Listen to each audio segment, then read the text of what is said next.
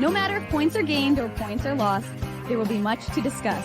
For analysis regarding tonight's Winnipeg Jets game, here are Dave Minuk, Ezra Ginsburg, and your host, Drew Mindell. The Illegal Curve post-game show starts now.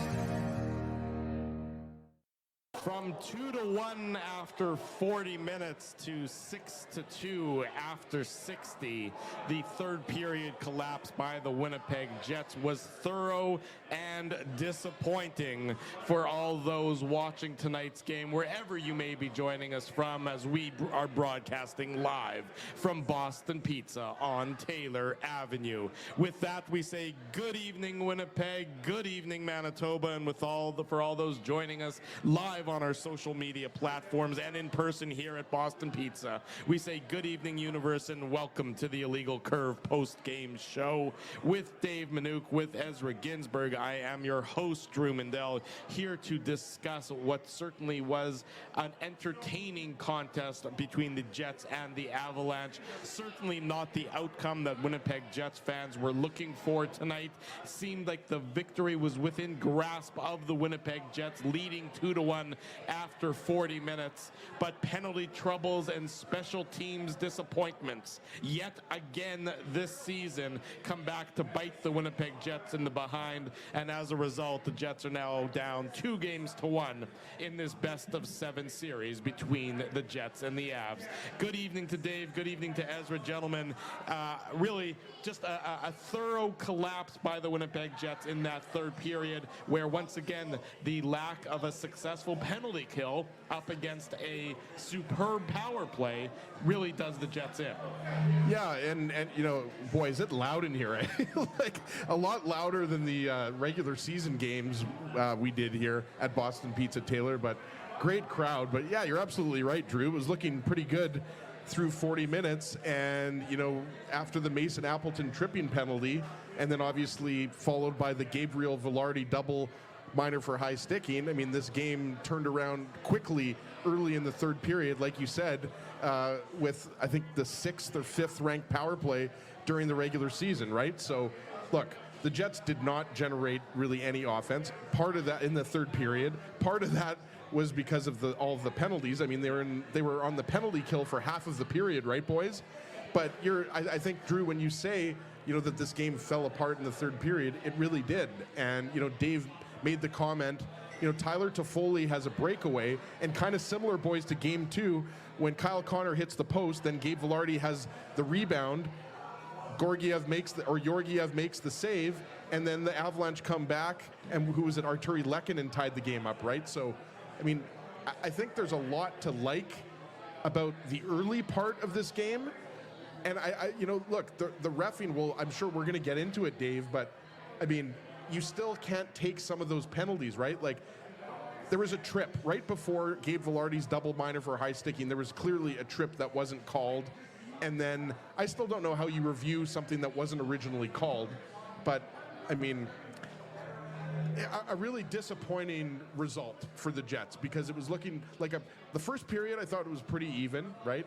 And the second period, I think, you know, there was a lot to be desired in terms of, you know, the Jets didn't generate enough offense. They were pretty badly outshot in the second period. And then it just went from bad to worse with the penalties and the power play goals for the Avalanche, right? So, I mean, they're in a hole right now, but there's still a lot of hockey left in this series, boys. Well, the problem with that so far is, and you're right, it is only a 2-1 game, and it's not to say that the series is over and that the Jets aren't going to show up for Game 4 on Sunday afternoon. But right now, Dave, they just don't seem to have anything that can slow down the Colorado Avalanche. That seems to be the situation from my perspective so far in this series, is that anytime that the Avalanche are on their heels, it's so very briefly, and then they quickly turn the tables on the Winnipeg Jets. And that's, you know, where the Jets have just struggled so far, is slowing down Colorado. And I know it's not way easier said than done, but the approach doesn't seem to be there. And then you run into the power or the special teams issues, and it's no wonder that it just fell apart as quickly as it did tonight. Yeah, I mean, like, first of all, I mean, let's be real. Some serious feedback there, but yeah, no, I mean, I think it's one of those things, Drew, that, like, the Jets, I thought, did control in the second. So I actually think the Jets could played the right kind of game that they needed to play in order to win against the Colorado Avalanche. The problem for them was that special teams. I mean, their PK isn't good, and Colorado's power play is spectacular. So, I mean, really, what is the difference in this game? Look, the Neil Pionk delay of game penalty, where he's walking out of the penalty box, he's not back in time for that not to... I know it doesn't officially go down as a special teams goal, but that's a special teams goal. So what brought Colorado back into this game? It wasn't their 5-on-5 play. Right. It was the special teams. So that was the whole difference in this game. I mean, to me, people want to shit on the Jets. That's fine. You can. We don't work for the team. But they were in a good position up 2-1 into the third period. And in fact, and we talked about it here before, if they score that goal, Tyler Toffoli gets that breakaway goal. It's a 3-1 game, similar to what we saw last game where Connor hits the post, right? So I'm not that quick to get rid of the entirety of what the Jets did through 40. Yeah. And I just would caution that there's a lot of special teams play that took place in that third period. And look, if the Jets are going to, I mean, I don't like the way the refs put the whistles away for the first period, for the second. I don't mind that, but you have to keep that standard. And that to me is speaking of Neil Pionk, I mean, he gets his head almost taken off. He doesn't have the puck. It's interference if you want to call that. And they don't, so I'm like, okay, well, that's the standard then. They're not calling that sort of thing. You're talking about the sequence of events sort of later in the second period when Pionk got, it appeared to me as well that it was a relatively routine interference call that went uncalled. Yeah, and again, like I said, I'm not losing my mind over it because they're missing calls both ways, but they're not calling the marginal stuff. Right. And then all of a sudden, it's like, are you going to that standard? That's especially in the third period of a 1-goal game. That to me is the part I have a problem with. And again, I'm not saying that some of the Jets' penalties weren't penalties. They clearly were. But again, so to me, what was the difference in this hockey game? You can blame Connor Hellebuck, but I mean, it's the special teams, and that's the biggest difference in the game. Jets' PK isn't good. Avs' power play is very good. I mean, it doesn't take a lot of analysis to get to that conclusion. What was it? How many power play goals did they have? 3? It would ultimately said and done. It was actually 2, but the third 3. one, 3. Sorry, Pionk's 3 for all intents and purposes. Yeah. Yes. But Ezzy, I want to talk about that. The idea that this is on Connor Hellebuck, that the Jets need more from Connor Hellebuck in this series. I mean, I don't know which of these goals do you want back from a goaltender's perspective. I mean, maybe you don't like how he's positioned on one of the power play goals, and I'll have time for that argument. But again, it's still a power play goal at that point in time. To me, it's a function of, if you have to pinpoint, the big issue for the Winnipeg Jets tonight, I would say that it's a function of their special teams and their penalty kill, and the approach to the penalty kill all season long has been wrong, has been not very good, and so it's no real wonder that it ends up biting them in the behind when it's been that way all season long. Yeah, and we talked about a few missed calls on the Jets, and obviously the Gabe Vilardi double minor for high sticking, that's accidental, guys. Like right. that's not, he didn't intentionally high stick Devon Taves there, but the David Gustafson tripping penalty, I think Gus Bus has done an admirable job filling in for Morgan Barron. That's a trip. The Neil Pionk, I hate it. Dave always mentions how much I hate it. That's a puck over the glass. It's a penalty, even though I hate it, right? So, and there was a partial 5-on-3 there, right? I believe at that point in the game. So, you take 4 or 5 penalties, whatever it was in the third period, and you give, Nathan McKinnon, Valerie Nichushkin, Cale Makar, Mikko Rantanen, all these guys, all of these opportunities to be out there with the man advantage. I mean, they're going to make you pay. Obviously, you don't know that they're going to make you pay almost 3 times in the game, right? But I think that, discipline was an issue for sure, Drew. And I mean, that's more of a Saturday morning segment about the penalty kill and getting deep into that. But there's no doubt that the penalty kill has struggled quite a bit throughout the year, right? Everybody knows it's in the bottom third of the league, right? So I think to Dave's point, going back to the second period, I misspoke. What I meant to say was the first period about the high danger chances, because they were 8-1, I believe, right, Dave, in the second period for the Jets. Yeah, so 8-1. that second period, where obviously Tyler Toffoli finally got a point for the second line, because as you guys know, the second line had no points combined through the first 2 games. I thought that line was fine, but again, Scheifele's line, just not doing enough in the third period, right? Like, and again, it's easy to say that when Colorado scores, they score 5 in the third period or 4? 5, right? So, look, they're getting badly outplayed, badly outshot.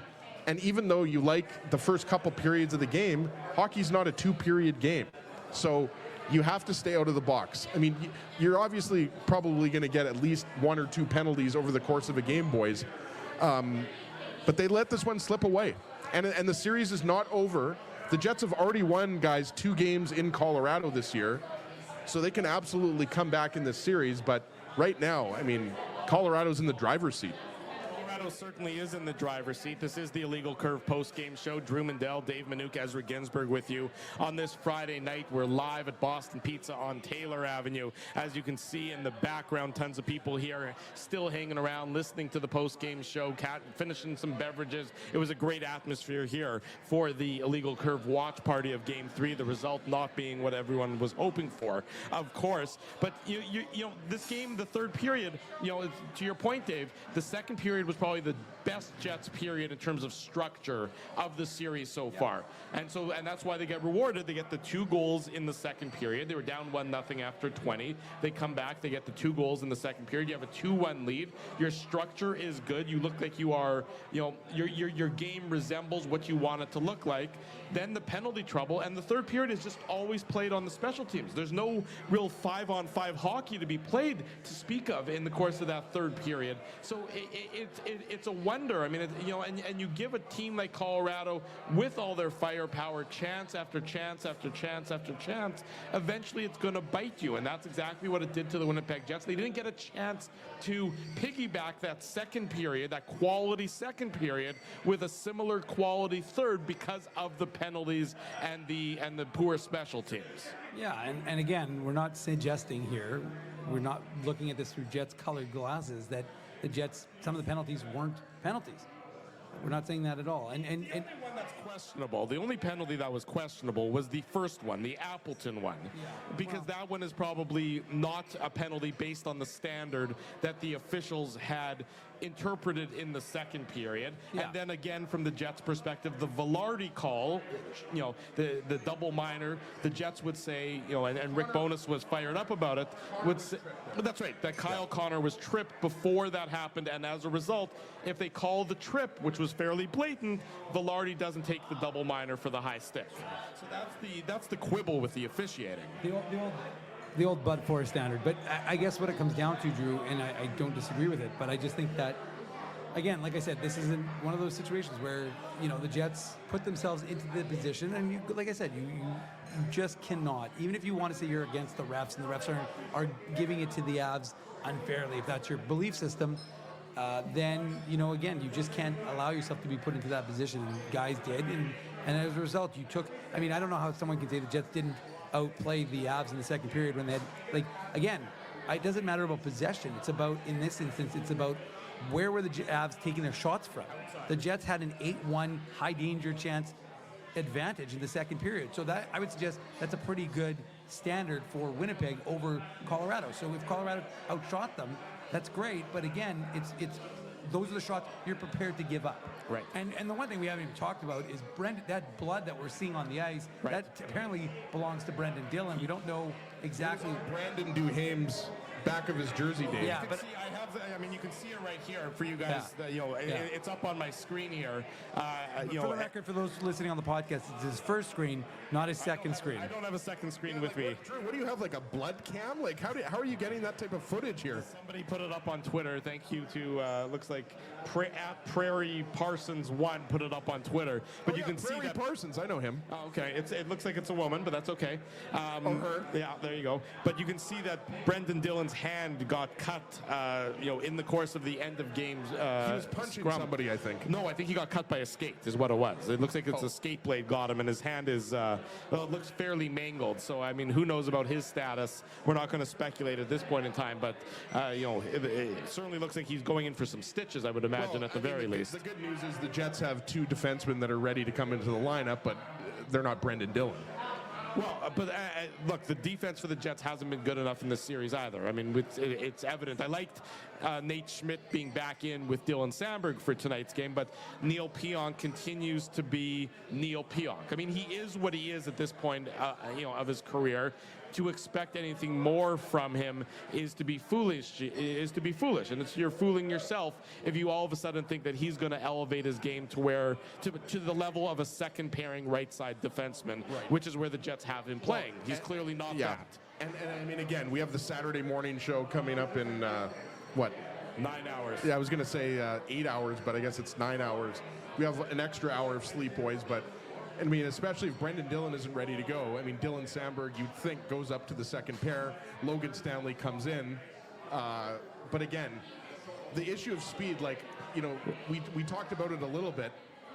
Through a couple periods, guys, the Jets were doing a pretty good job of keeping this a low-scoring game. And, let's not forget, it was 2-1 after 2 periods, right? And we talked about one high-danger chance. And I forget if it was one penalty in the second period, or maybe that was it was one in the one in the second period. It was Adam Lowry had the slashing penalty, right? Got it up here on NHL.com. Thanks for bailing me out, Dave.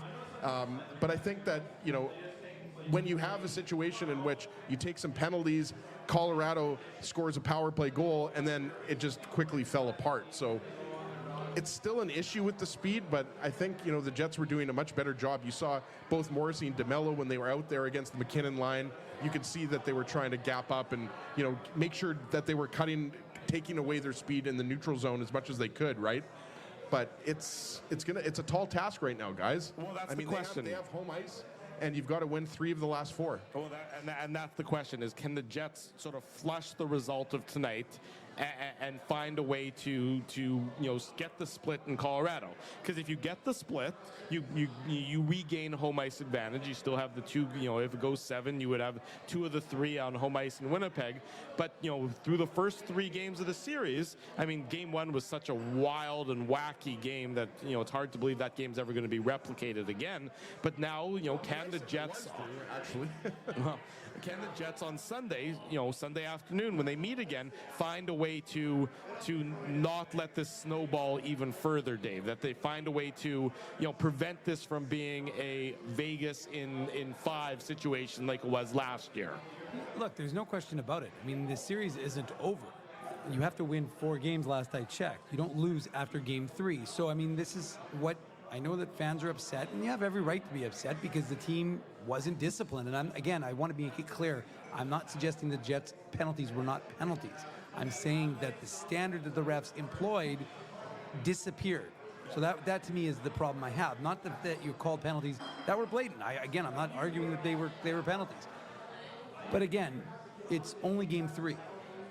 And you'll see what happens. I mean, after 40 minutes, I suspect most fans were like, oh, okay, this is looking good, right? And you give up the special teams battle, right, Ezzy?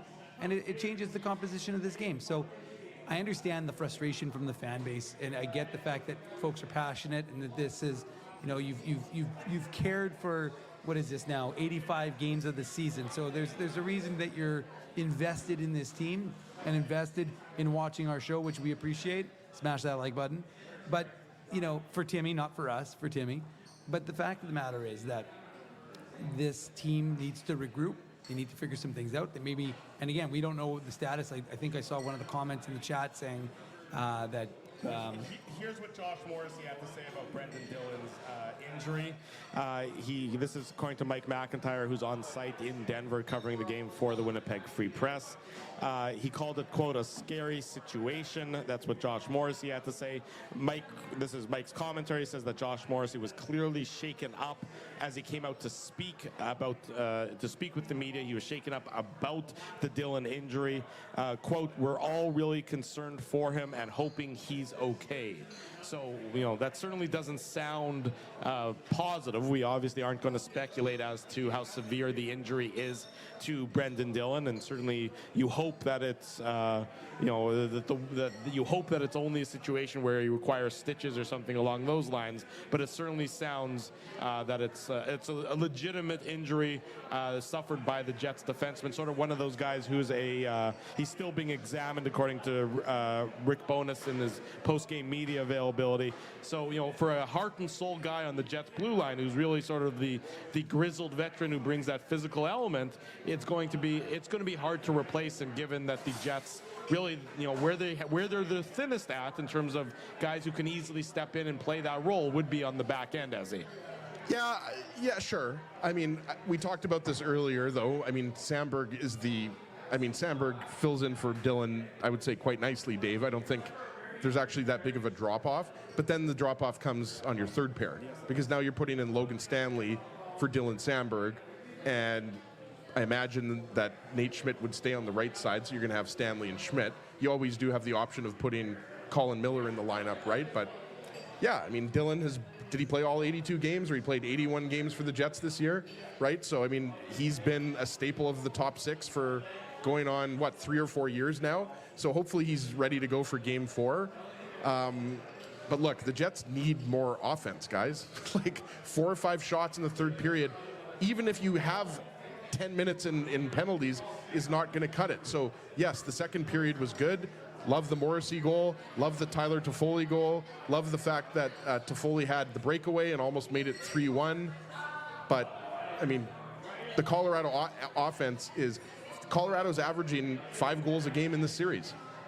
That's pretty good goals, and that's a pretty good number of goals to average.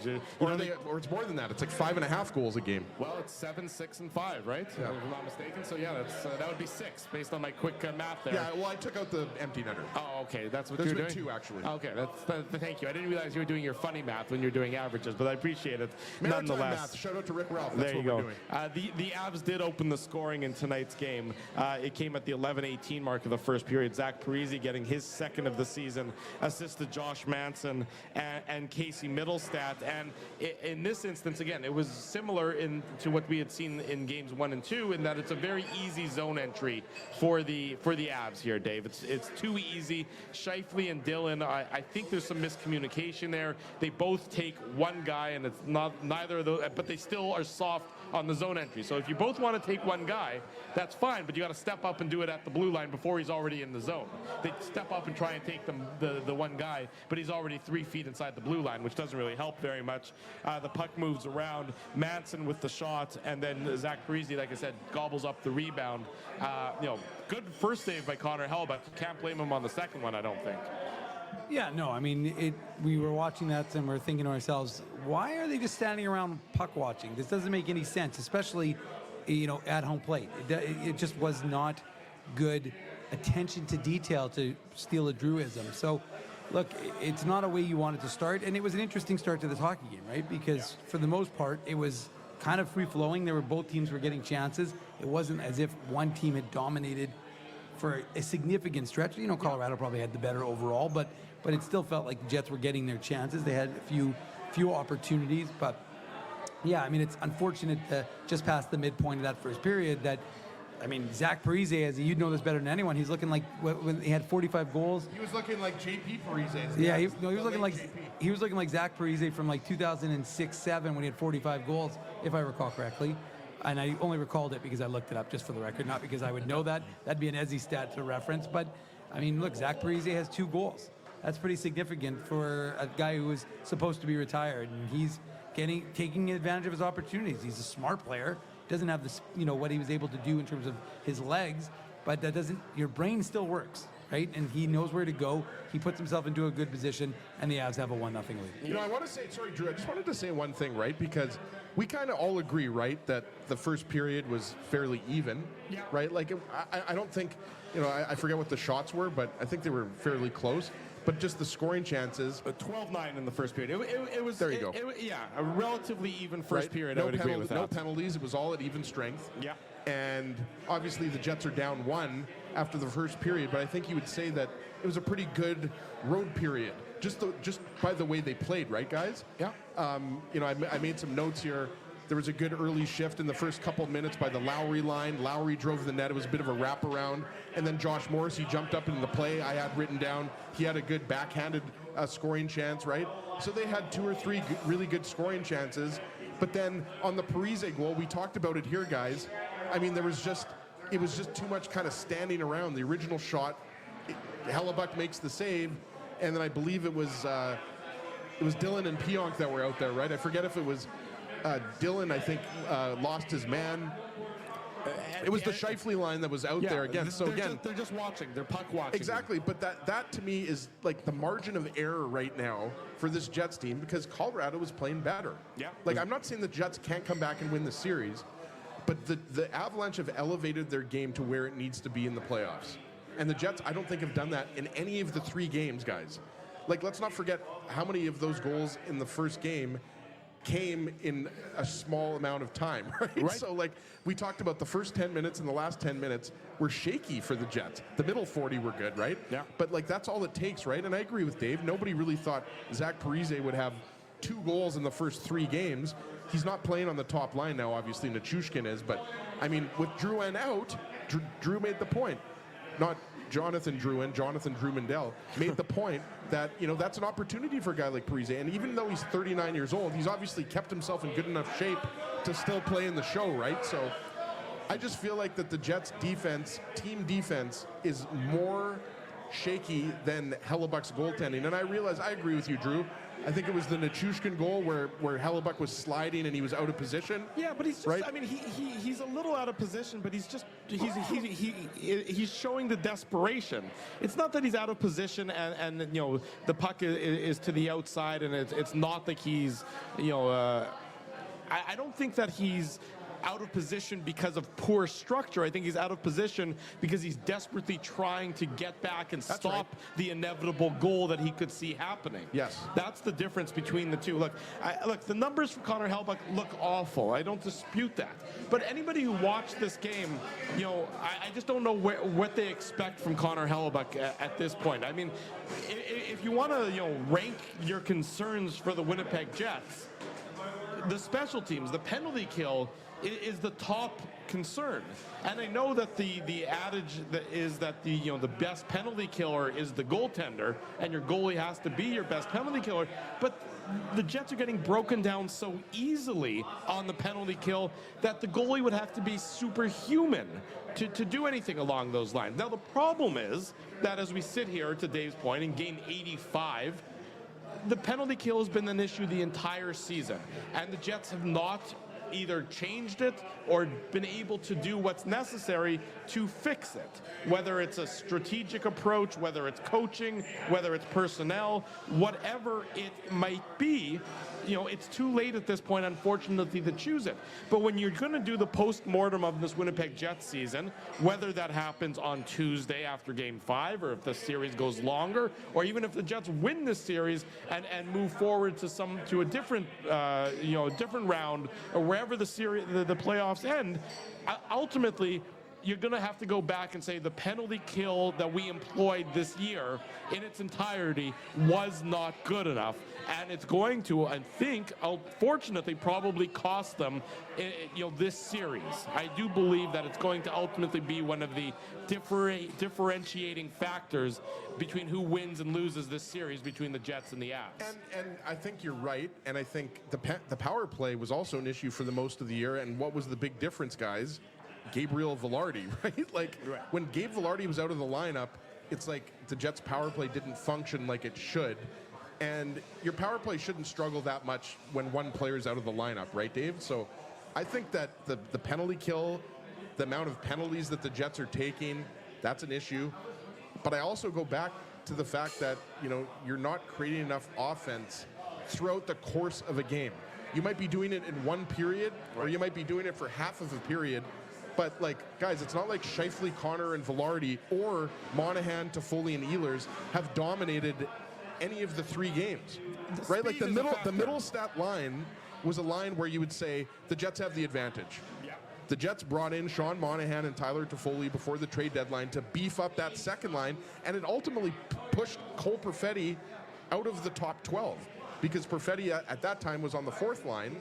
But that moved Vlad Nemesnikov down to the 4th line, right? So that's a big issue for me, too, in this game. Like, again, you generate 4 or 5 shots in the third period. You were outshot basically 2-1. What were the shots? 42-23 or something? The Jets have been outshot by, 10 to 15 shots every single game in this series.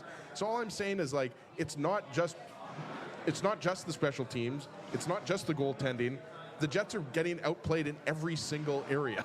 The speed of this series, Dave. I mean, let's talk about that briefly here as we recap Game 3. The Jets losing 6-2 to the Colorado Avalanche. The Jets had a 2-1 lead after 40 minutes. They give up 5 unanswered as Colorado dominates on the special teams. This is the Illegal Curve post-game show. Drew Mandel, Dave Minuk, Ezra Ginsburg. It's now Saturday morning. We're live still at Boston Pizza on Taylor Avenue for the Illegal Curve watch party and the Illegal Curve post-game show. Should I order a fishbowl, boys? If you want, you can order a fishbowl. I mean, it's up to you. You're a big boy. I mean, I don't know if it's Fishbowl Fridays anymore, though, because it's technically Saturday. That could be. So Yeah. I mean, it might be Aquarium Saturdays. I'll ask Zoe if she can hook me up with a fishbowl. Okay. But Dave, the speed, through 3 games, it seems like the speed of the Jets just isn't there. It's not at the same level of the Colorado Avalanche, and we knew it wouldn't be at the same level of Nathan MacKinnon because his speed is fast forward compared to most of the entirety of the league. But it still seems even the secondary guys are a step behind and are a step slower than maybe you'd expect them to be throughout the series and expect them to be successful, I would say.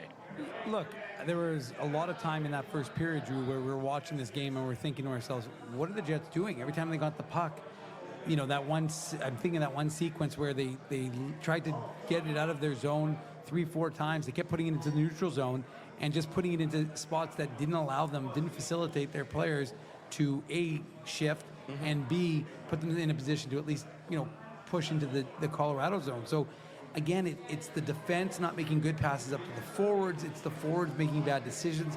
Again, like I said, this is not a game that you're going to point to and say it was some sort of Picasso from the Winnipeg Jets. All I'm saying is it was a 2-1 game after 40 minutes. Right. And ultimately, and I highlighted Patrick's comment because he's not wrong. We did say this months ago. We said that the Jets, again, not that I don't think we're geniuses for the record for making this fairly obvious observation. Yeah. But the fact of the matter is that the Jets special teams, we said was going to hurt them in the playoffs if they could make, we knew they were going to make the playoffs, but we said the special teams aren't good. And in the playoffs, you need to be able to have that little bit of an edge.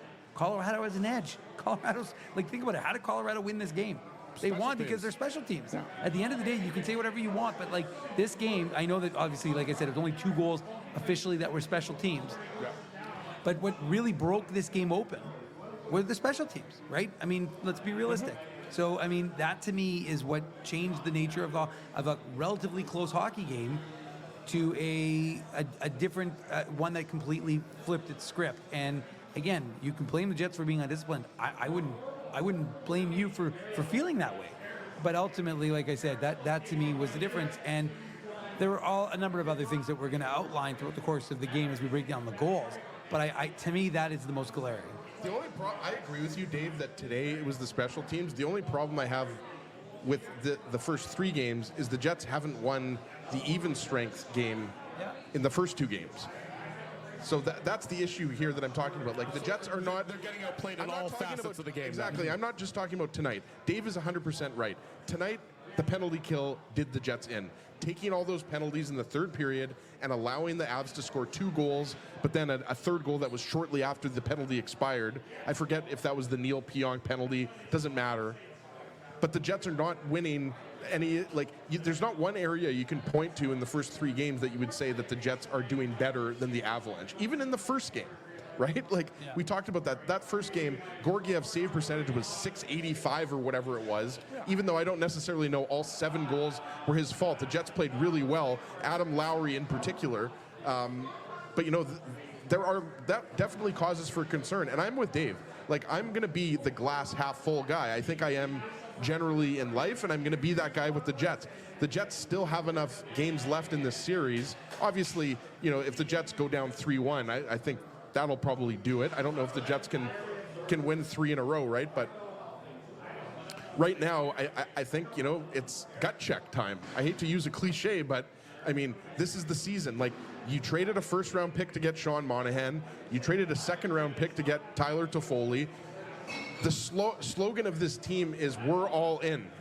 So getting out in the first round is not going to cut it here. So the Jets have to turn this around, and they have to turn it around quickly. It would be Captain Obvious, Dave, to say that Game 4 is a must-win, right? But it is. It's no question about that. That is very true. Sunday afternoon, Game 4 between the Jets and the Colorado Avalanche. Of course, tomorrow morning, 9 a.m., or I guess it's actually just later this morning, in about 8 hours and 40 minutes time, the Illegal Curve the Illegal Curve Hockey Show. 9 a.m. here is what we'll be talking about the Jets and the Avs. We'll be joined by Jim Toth. We'll be joined by Megan Angley, who covers the Avs as well. So plenty of Jets talk coming your way. And then, of course, the post-game show Saturday afternoon following the Jets and the Avs Game 4. I mean, a lot of the talk is, Alexander Gorgiev is back. He's fine. The Jets, he's not an issue of concern for the Colorado Avalanche anymore. Well, I mean, we all saw the Jets' first goal of the game. The Tyler Toffoli goal was probably just a horrendous goal from below the goal line. So I mean, the problem again for the Jets, I don't believe the Avs goaltending problems are solved. The problem is the Jets haven't had the puck enough in order to take advantage of that thing. Well, the one thing you mentioned, Drew, when we were watching the game was the Avs block all the shots. Right. So the Avs are getting shot through on Connor Hellebuck, but they're not allowing the Jets to get any shots through on Georgiev. So that is a huge difference in this hockey game, and it was definitely evident as we were watching it. So you're watching the Avs collapse. They're aggressive, and like I said, that's what you saw. But the Jets are able to take advantage. And you're right, this is not a great play in terms of the goals. It's not one that he's going to be happy to have given up, because I think Toffoli was basically already past the goal line when he scored. So it's not again, but it's what the Jets need to do, right? You're playing against the goalie who played, his numbers were good last game, but ultimately you have to say, we need to take advantage.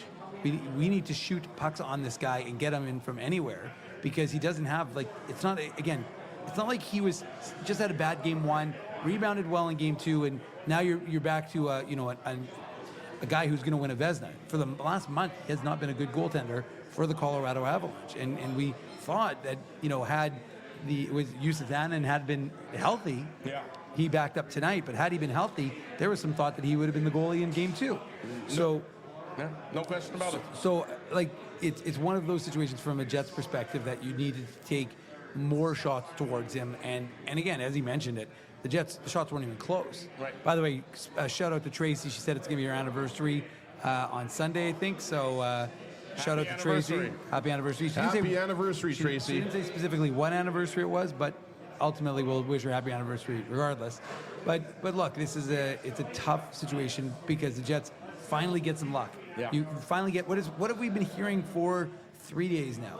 We need some puck luck? No, we need goals from the second line. Right. We need the second line. That's funny, by the way, Drew. So the only thing is, I'm not sure if Drew was joking now. I don't think he was joking. But the point is that you've got Rick Bowness. He's been saying it for a while. And look, we said it. We said it to each other. We're talking, you need more from Nikolai Ehlers. You need more from Sean Monahan. You need more from Tyler Toffoli. You acquired 2 of those 3 guys. You acquired them because you need them to be able to produce. You didn't acquire them to be a really good regular season team. Right. You acquired them because you need to produce in the playoffs. And again, like I said, if those guys want to make the big dollars, Tyler Toffoli wants a multi-year deal next year from some team. You're only going to get it if you can actually produce in the playoffs, if you can be a playoff performer. And so he does, and they get the goal, and it's a nice zone entry by, I think it was Ehlers who had the puck at some point. And they all worked hard to get that puck going within the zone, and we finally started to see it. You could feel the momentum a little bit in that second period returning already in the Jets' favor, and then Toffoli just does the smart thing. He's in tight, let's be realistic. I don't think he's trying to score. He's probably just trying to create a rebound. Yeah. And he ultimately scores and gives the Jets the 1-0 goal. And I'll tell you, Boston Pizza, they went crazy in here. They definitely did go crazy in here, and they only went a little bit crazier, by which I mean a lot more crazy, when Josh Morrissey made it 2-1 for the Jets, as Morrissey's second of the playoffs, assist to Scheifele and Monahan, this coming at the 10:50 mark of the second period. A power play goal for the Jets. So the Jets' power play did succeed in this game. It's just the penalty kill that was the serious problem. The goal by Morrissey is our Seagram shot of the game. The Seagram shot of the game. absolute cannon by Josh Morrissey from the point. Tons of traffic in front, which is where the Jets have struggled. And, Alexander Gorgiev, even if as a poor goaltender, is likely to make the save if he can see it. This one he certainly couldn't see at all. There was tons of traffic. Sean Monahan was in the way. Gabe Vilardi was in the way. I think Josh Manson was in the way as well. And what you like on this one is the Jets moved it around very well from the zone. They had a good puck retrieval, good puck support that eventually let Morrissey tee it up from the top, from the blue line, the middle of the blue line, and he wired it past Gorgiev to give the Jets the 2-1 lead. And they're feeling good at this point in time because they're playing their best period of the series so far in terms of structure and in terms of success, Ezzy. Yeah, and you were really excited about that puck retrieval by Monahan, by the way, but if you want to show a kid how to properly screen a goalie, show them that goal Gabe Vilardi, Dave. Yeah. And Gabe Vilardi, what is he, 6'2", 6'3"? He's a big guy, so that obviously helps. But it's just the commotion that he creates in front of Gorgiev, right? So, but it's also how many times, guys, have we seen Josh Morrissey put that puck exactly where it needs to? We've said he's the master of the low wrist shot from the point on the power play, right? So you're right. I mean, the power play did its job. I mean, you don't expect the power play to score 2 goals every game. You hope that it scores 1, and that's what they got. And at that point in the game, it wasn't exactly a comfortable lead, but the Jets were taking advantage of their opportunities. It was just a smart, well-executed goal by Morrissey. And, again, it goes back to what I said. I am 100% in line with Dave here. It was a much better game at even strength for the Jets. But I just didn't like the third period at all, right? And the penalties are a big part of it, and the penalty kill is a big part of it. But, where was the pushback with 5 or 6 minutes left? Well, the problem is, Colorado gets the 2 goals early in the third period to take the lead. It comes at 2:11, and then 2 minutes and 28 seconds later. So McKinnon at 2:11, the Chushkin at 4:39. Both of those power play goals, and then the Jets, it gets back to being a bit of a 5-on-5 game for a bit, and the Jets have an opportunity, and then they're pressing, and they get a little bit of zone time, but then it's a bad turnover by Mark Scheifele. And this is really the back-breaking goal. This is the one that makes it 4-2. It's Arturi Lehkonen getting his third of the series, assist to Casey Middlestad and Devon Taves, it coming at the 8:11 mark, and it's just a bad turnover. And then Dylan DeMello is the defenseman back, and he looks like he catches an edge, and he stumbles a little bit. So what was going to be a 2-on-1 is now almost a 2-on half because DeMello is now struggling to get back in the play. Scheifele is trying to get back, and it's just too little too late for the Jets to get back and break it up, as it's a great pass by Middlestad to Lehkonen, who beats Hellebuck. Again, no chance for Connor Hellebuck on this one. It's just a bad turnover by Mark Scheifele at the blue line, the offensive blue line, when the puck needs to go. It needs to go in deep rather than going east-west on this instance, Dave. Yeah, the too bad stack was a little unusual from Connor Hellebuck on that play, but I guess he's just trying to take away. He's desperate. Yeah, he's taking away the lower part of the net. But anyways, yeah. Look, it is a series of unfortunate events, and I know you kind of touched on them, but I mean the big switch in this game, right? It's a 2-1 hockey game. They get 2 power play goals. Yeah. So a 2-1 game becomes 3-2 because of special teams. Within the first 5 minutes of the third period. Right. So I think I think it's significant. And as Drew, you mentioned Lehkonen, I mean, he loves Ezzy playing against the Winnipeg Jets, right? This is his, 100th goal, if you count when he played for the Montreal Canadiens. But, yeah, I mean, it's an unfortunate situation because it's a bad giveaway. I understand the Jets are trying to get into this game, but it's a 1-goal game. Yes. And you're only down by 1. And there's a lot of time left. Yeah. I mean, while you don't like to give up 2 goals quickly in the third, the one benefit, I guess, it would be the fact that you still have a lot of time with which to come back in this hockey game. Right. So you don't need to do it all in one shift. You don't need to. You want to have a good shift, but you don't want to take a risk that, again, leads to a goal, because ultimately 4-2 seems a lot less, attainable in terms of comeback than 3-2. Right. You have to keep your wits about you when it's 3-2 in this instance, Ezzy. You have to maintain your structure. You have to say, okay, we're done taking penalties. We played the second period pretty well at 5-on-5. We need to replicate that. Yes, we've had this hiccup in the third period, but let's go back to what we did successfully, in the second period. try and recreate that, and then we can tie the game up because we're playing a goalie that we think we can score on. Yeah, but can we just stick on this goal here for a second? You just, again, I think Mark Scheifele's had a good series thus far. Maybe not his best game, but he obviously scored the beautiful goal in Game 2. Yeah. Dave mentioned it. He whispered Devon Taves. He's the person who steals the puck. Gabe Vilardi drops the puck to Scheifele at the Avalanche blue line. And Vilardi, to me, Dave, just give it back to Vilardi.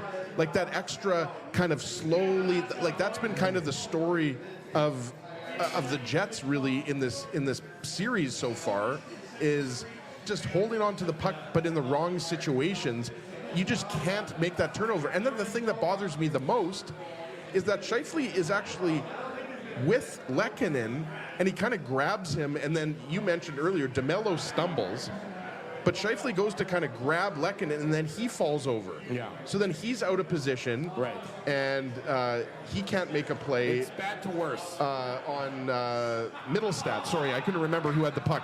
He can't make. So Middlestat now has a 2-on-1 because Scheifele has fallen.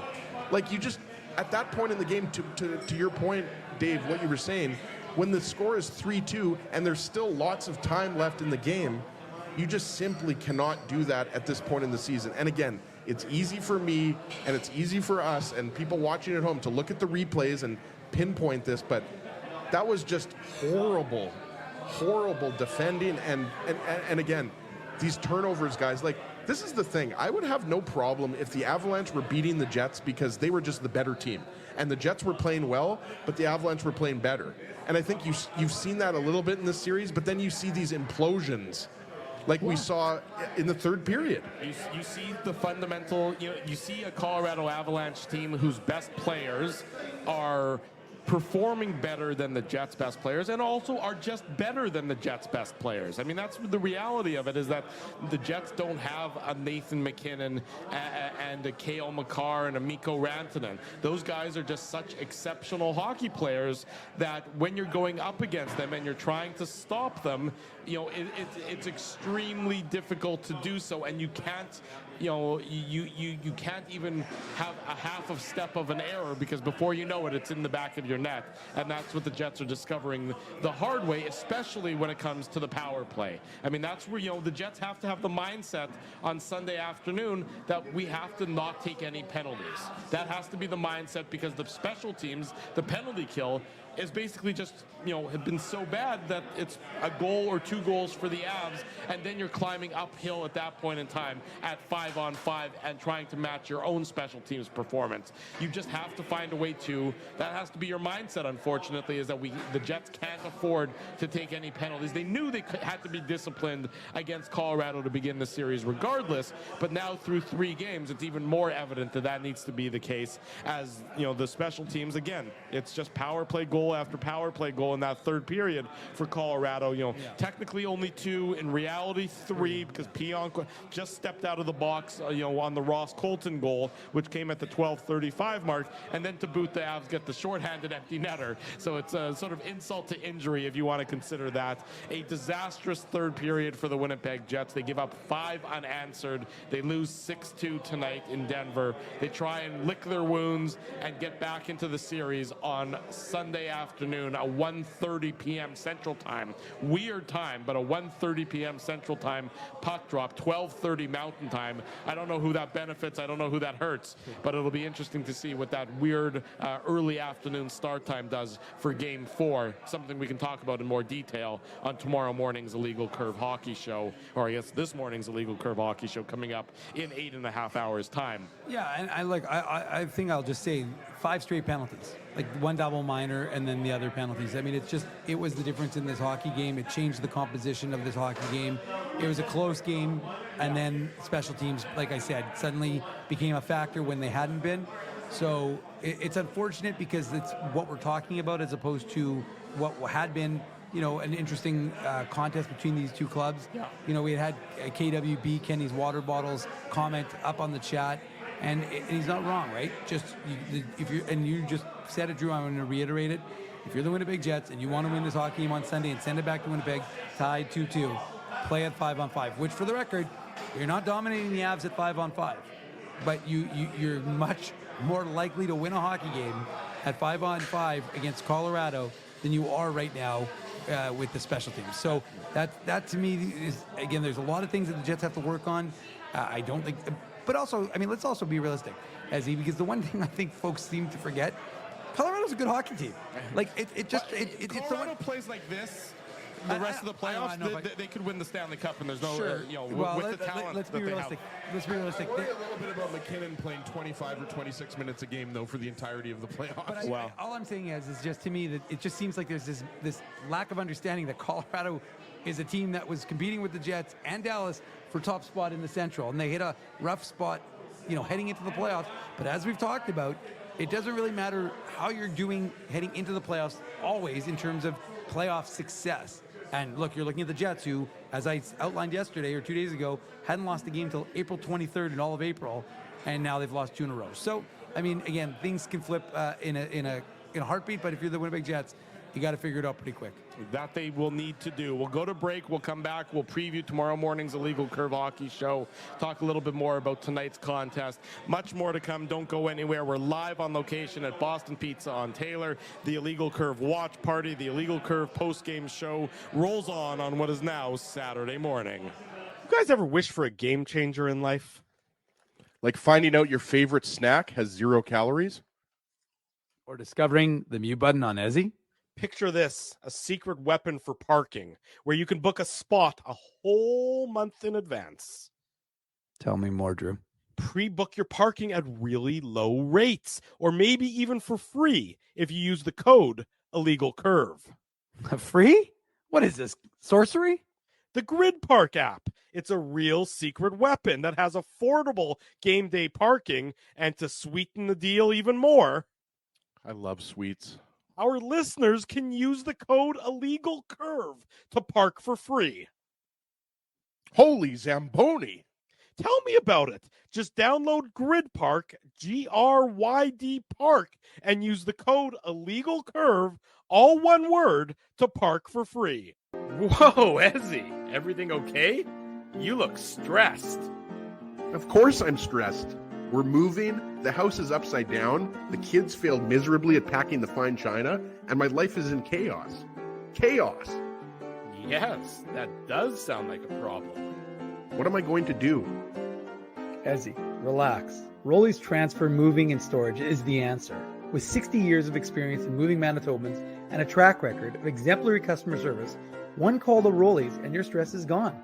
No job is too big or too small. Just visit Rollies.com and they will take it from there. Thanks, Dave, and thank you, Rolly's Transfer Moving and Storage, online at Rollies.com. Your coworkers love you because you always make them laugh. You're the life of the party with stories that have them rolling on the floor. Or maybe you're just the quiet one in the corner with the one-liners that just slay. Do you have what it takes to become Winnipeg's funniest person with a day job? Try your luck. Hit the stage at Rumors Comedy Club, and you could be walking away with $1,000 cash. Winnipeg's funniest person with a day job. Presented by Rumors. For all the details, head to rumorscomedyclub.com. The game can change just like that. Accidents happen when you aren't protected. So now what? Getting to your injury quickly can make all the difference. Help prevent them from being game changers with Linden Market Dental Center. Bonding, crowns, bridges, and dental implants. State-of-the-art treatments are available to help you get back in the game. To learn more, visit LindenMarketDentalCenter.com. Creating smiles for life. It's all over, folks, and the run has come to an end. You're so far away. A Canadian team hasn't won the Cup in over 30 years. And the Cup will stay south of the border. Maybe it's time we try something different. This playoff season, let's cheer with the fans we've always cheered against. Team up for the Cup at Boston Pizza. For 3 generations and over 80 years, Tough Duck has been making apparel that works and plays as hard as the people who wear it. From jackets to work boots and everything in between, Tough Duck's clothing can handle the harshest environments, even the Illegal Curve Hockey Show. Work to live, live to play. Visit toughduck.com. 20 minutes before the top of the hour. Welcome back to the Illegal Curve post-game show. We're live at Boston Pizza on Taylor Avenue. There previously was the Illegal Curve watch party earlier tonight. Had a great time watching at least the first two periods of the Jets-Avs game. Then people maybe rained on their parade a little bit at that point in time. The Avs winning 6-2 tonight. Game 4 goes Sunday afternoon. The Illegal Curve post-game show will follow Game 4 between the Jets and the Avs. And, of course, before then, tomorrow morning, 9 a.m. again. That's actually this morning, in 8 hours and 20 minutes from now, Lord help us. That's going to be the Illegal Curve hockey show. Jim Toth, Megan Angley going to join us for much more on the Jets and the Colorado Avalanche. The news coming out of Denver, of course, an injury to Brendan Dillon.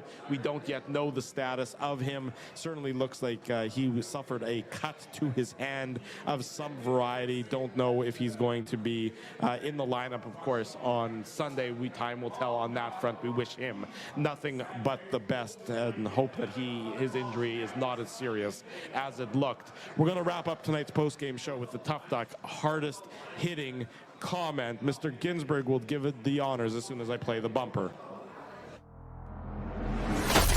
The Tough Duck hardest hitting comment. Ginsburg.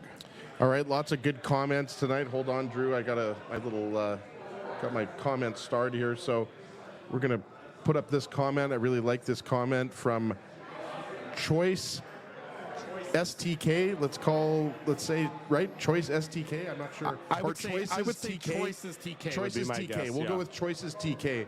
Not a regular unless you guys remember Choices TK, but it's possible Choices TK joins us on a regular basis. Maybe Choices TK is new.